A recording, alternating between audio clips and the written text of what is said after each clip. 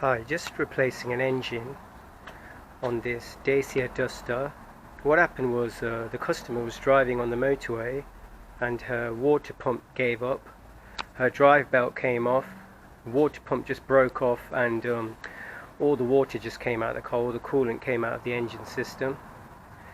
But the problem is she should have stopped the car at that point, but she just kept driving. She thought she could make it to the nearest junction, so she drove another 5 miles and the car just gave up completely. She overheated the engine. Then the AA towed the car to me. They told her just to replace the water pump and the drive belt, which is what I did, but the head gasket is also gone. Now these water pumps have got a lot of problems with it. Really bad design. It was just broken off, the whole thing just broke off. And it was just like that. And all the coolant came out of it. So after we replaced the water pump, tried to start the vehicle, it just wouldn't start. There was no compression. All the water was shooting out of the antifreeze was shooting out of the header tank.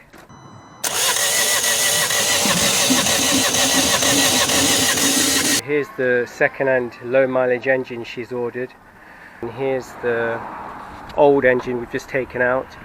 So I've just got to make sure I replace everything from here, like the cat, put it onto the replacement engine. I'm going to also put the new water pump, which I replaced here, onto the replacement engine.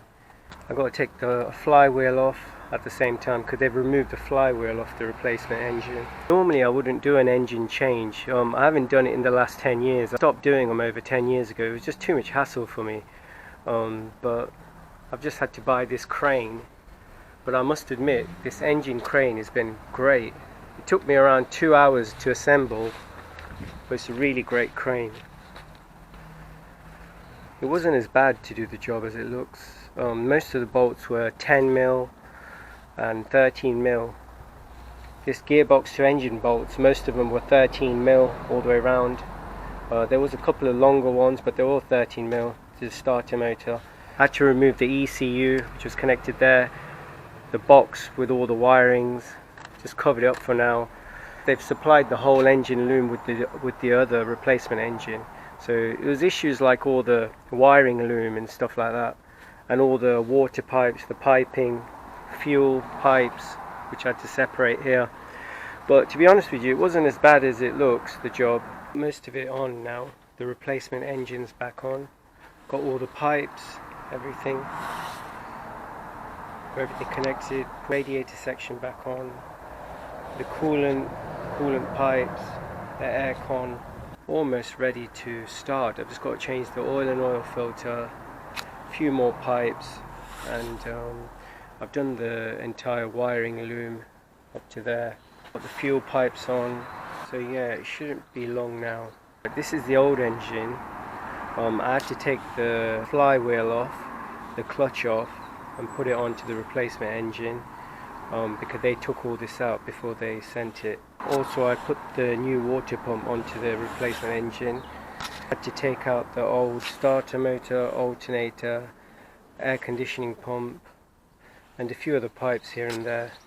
Alright, just started the engine after doing everything. Still have to put the bonnet back and the bumper back. When I started it was hunting a little, but it takes time. Now it's just sort of like I've left it idling for a couple of minutes. Seems alright. I did have a problem when I first started it. The engine was hunting a little on idle, and when I took it for a test, I wasn't able to go over 3,000 revs, and the engine management light was on with the spanner light.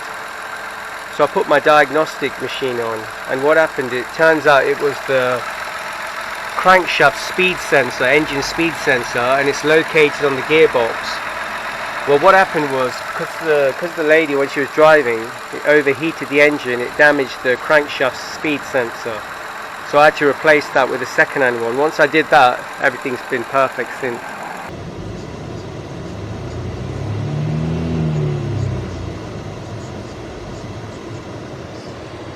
I just took it for a test, so about 20 miles. Everything seems fine.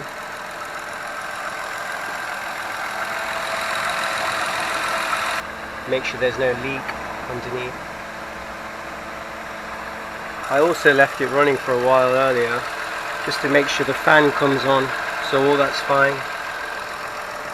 I'm going to keep the car for a couple of more days, test drive it a couple of more times, make sure it's not losing any water, keep an eye on the coolant level. I'm going to also let her know when she takes the car to check her water level, her coolant level and engine level once a week at least. The only thing I've got to do now is put the undercover on, but I'm not going to do that for a couple of days. I'm going to test it another 20 to 50 miles, make sure there's no leak.